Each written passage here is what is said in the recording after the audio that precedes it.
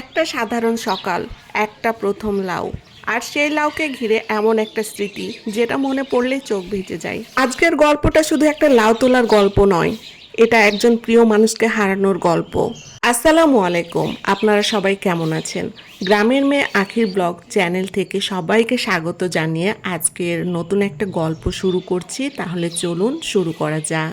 আজকে অনেক দিন পর আবার লং ভিডিও নিয়ে আপনাদের মাঝে আমি ফিরে আসলাম।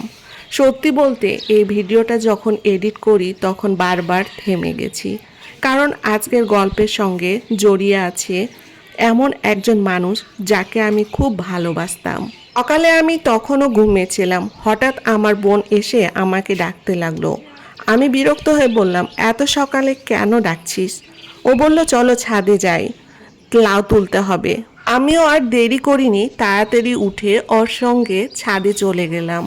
সিঁড়ি বেয়ে উপরে উঠতেই চোখে পড়ল একটা সুন্দর পাখি গাছের ডালে বসে কিচিরমিচির করছে। সকালে ঠান্ডা বাতাস, পাখির ডাক আর চারপাশে শান্ত পরিবেশ, মুহূর্তের মধ্যে মনটা অনেক ভালো হয়ে গেল। লাউয়ের গাছটা আছে টিনের উপরে, সেজন্য আমার বোন ছাদ দিয়ে টিনে নামলো। তারপর ও আমাকে হাত দিয়ে দেখাচ্ছে, দেখো কি সুন্দর লাউ হয়েছে, এটাই হচ্ছে আমাদের গাছের প্রথম লাউ।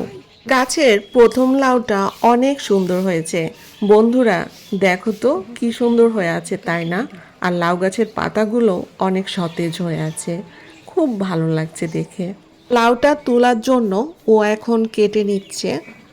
আর এই লাউটা ভাবতেছিলাম যে আমার মামিকে প্রথম খেতে দেব, কারণ ডাক্তার আমার মামিকে ডিম দিয়ে লাউ খেতে বলেছিলেন। তাই আমরা খুব যত্ন করে সেই প্রথম লাউটা তাকে দিয়েছিলাম।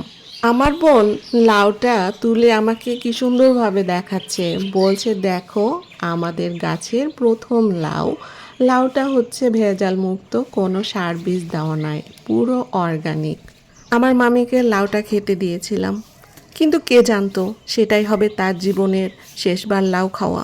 লাউ খাওয়ার মাত্র 2 দিন পরই আমার মামি আমাদের ছেড়ে চিরদিনের জন্য চলে গেলেন। আজ যখন সেই সকালের কথা মনে পড়ে, তখন মনে হয় হয়তো আল্লাহ সেই প্রথম ফলটা তার ভাগ্যেই লিখে রেখেছিলেন। আমি চলে যাওয়ার পর যেন সব কিছু বদলে গেছে। রাত হলে ঘুম আসে না, মামির কথা খুব মনে পড়ে। সব স্মৃতিগুলো বারবার চোখের সামনে ভেসে ওঠে আমার। এই কয়দিন আমি কোনো লং ভিডিও এডিট করতে পারিনি, ফোনটা হাতে নিলেই মনটা ভারী হয়ে যেত।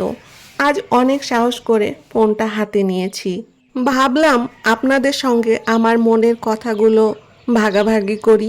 আপনারা সবাই আমার প্রিয় মামির জন্য দোয়া করবেন, আল্লাহ যেন তাকে ক্ষমা করে দেন, তার কবরকে জান্নাতের বাগান বানিয়ে দেন এবং তাকে জান্নাতুল ফেরদাউস দান করেন, আমিন।